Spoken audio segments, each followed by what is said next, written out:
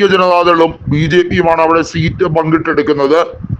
അതിൽ നിന്ന് BJPയുടെ കോട്ടയിൽ നിന്നാണ് സാധാരണയായി സഖ്യകക്ഷികൾ, അതായത് NDAയുടെ സഖ്യകക്ഷികളായിട്ടുള്ള ഹിന്ദുസ്ഥാൻ അവാം മോർച്ച, ജതൻ റാം മാഞ്ചിയുടെ പാർട്ടി, അതുപോലെ തന്നെ നിലവിൽ കേന്ദ്രമന്ത്രിയായിട്ടുള്ള ചിരാഗ് പാസ്വാന്റെ പാർട്ടിയായിട്ടുള്ള ലോക് ജനശക്തി പാർട്ടി, ഇവർക്കൊക്കെ സീറ്റുകളുടെ എണ്ണം നിശ്ചയിക്കപ്പെടുന്നത്.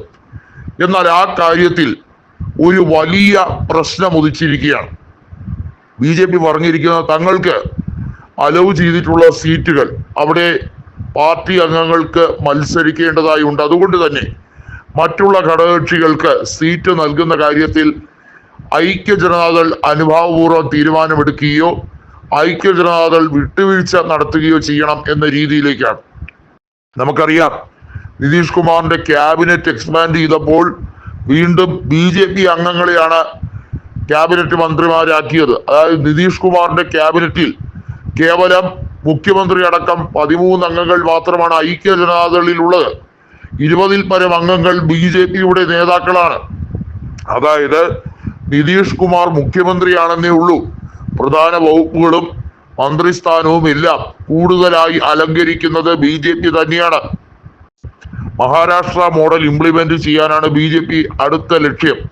അതായത് BJP 80 അതിലധികം സീറ്റുകളോ നേടി ഐക്യ ജനതാദളിന് മുഖ്യമന്ത്രി സ്ഥാനം ഒഴികെ ബാക്കി എന്തും നൽകാൻ തയ്യാറാണ്. പക്ഷേ മുഖ്യമന്ത്രി സ്ഥാനം BJP കൈവശം വെക്കാൻ, ബീഹാർ ഭരണം പിടിച്ചെടുക്കാൻ വേണ്ടിയുള്ള നീക്കങ്ങൾ തുടങ്ങിയിട്ട് നാളുകളേറെയായി.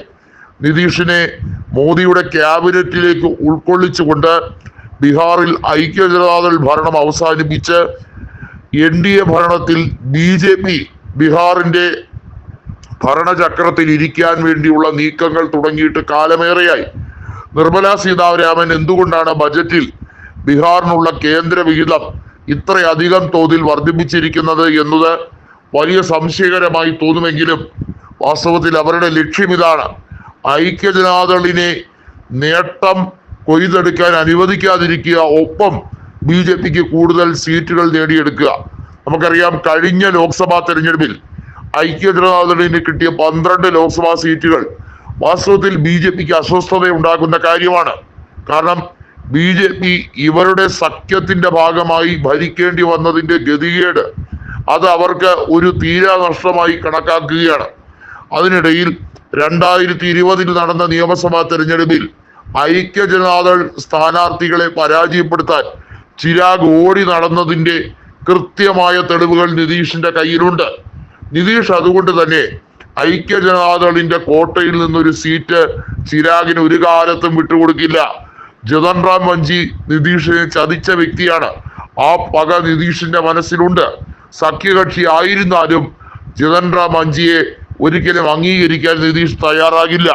കാരണം 2014-ൽ നരേന്ദ്രമോദി അധികാരത്തിലേറിയപ്പോൾ തന്റെ പാർട്ടിയുടെ തോൽവിയുടെ പൂർണ്ണ ഉത്തരവാദിത്വം ഏറ്റെടുത്തുകൊണ്ട് നിതീഷ് മുഖ്യമന്ത്രി സ്ഥാനം ഒഴിഞ്ഞ് വിശ്വസ്തനായ ജിതൻ റാം മഞ്ചിക്കാണ് മുഖ്യമന്ത്രി സ്ഥാനം കൊടുത്തത്.